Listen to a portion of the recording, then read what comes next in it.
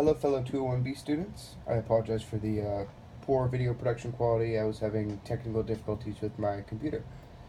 I decided to do my presentation on ethics, but more specifically, ethics in the workplace. By definition, ethics are the moral principles that govern a person's behavior or the conducting of an activity. And the dominant component of ethics is integrity, which means being honest and doing the right thing. I think an important aspect of integrity is doing the right thing when no one else is around. It's easy for someone to do the right thing when they're constantly being watched or supervised, but I think true integrity comes from doing the right thing when you're alone. According to the professionals at the Markkula Center for Applied Ethics, there are 5 ways to help think ethically. The first is to analyze whether the proposed behavior or action promotes the greatest good. The second is to identify the rights of the individuals affected. I think we see this a lot in big business where white collar professionals make decisions that affect the lives of many entry level workers, and it's important to take these rights into consideration when analyzing whether or not an action should be taken. That ties in with the third way to think ethically, analyzing whether all parties are treated fairly. Both the entry level worker and the owner of the company or the shareholders need to be treated fairly in any sort of decision. The fourth is to analyze whether the proposed behavior is consistent with recognized virtues or values. So if you're a company that prides yourselves on being fair, treating your employees very well and fairly, and paying them fairly, for example, you need to make sure that your behaviors do not sacrifice these values. The fifth is to ask whether the common good is adequately served, or in other words, how does this action benefit all of humanity? One of the videos we watched from the Markkula Center for Applied Ethics was about white-collar crime. By definition, white-collar crime refers to nonviolent, financially motivated crime conducted by business professionals.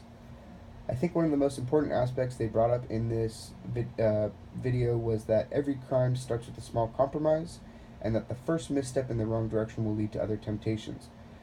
For example, if you're an employee and you work at, let's say, a bakery, and you're used to buying a loaf of bread and taking it home to your family every night. But one night you decide to, instead of pay for the loaf, just take it and not let anyone know. That action that seems small will make it easier and easier for yourself to not pay for the bread in the future, and it becomes a norm that you just take the bread whenever you feel like it. This sort of action makes it easier to justify other sort of actions that may jeopardize your job or get you in some serious trouble. So that first misstep in the wrong direction, really is a slippery slope. There are 4 ways to manage ethics. The first is relying on employee values. Personally, I don't think that this is a good way to manage ethics. Oftentimes, you can't tell in the interview process whether an employee has good intentions or bad intentions, and relying on them to just be a good person is not a good way to manage ethics. The second is compliance, or in other words, just following the law. For example, if you're a business owner and you want to embezzle money to save on sales tax that you have to pay, that's illegal.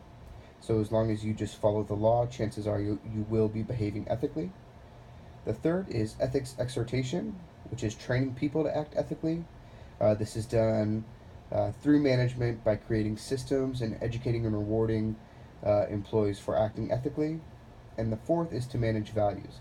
So as a company, if you set ethical standards and values that your company stands for and teach that throughout your company, that's one great way to manage ethics. In summary, I think it's important to identify what is right and what is wrong when making a decision, and teaching that throughout your business. Oftentimes, new employees don't understand what's considered right and what's considered wrong, and they need to be coached, and that's where management and even ownership comes in to help coach these employees. Instilling a sense of ownership or pride helps greatly boost ethical behavior. As an employee, if you're proud of the place you work, you're less likely to act unethically, whether that means stealing or not giving the best service or not doing the best job that you can.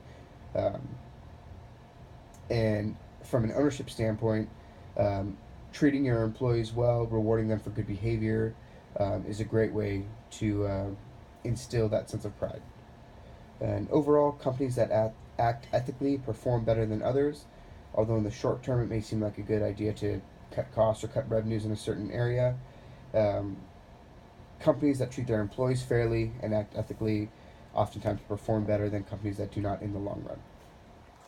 I hope you liked my presentation. Once again, sorry for the poor video quality. I'd love to hear any sort of feedback you may have and any questions. Thank you so much.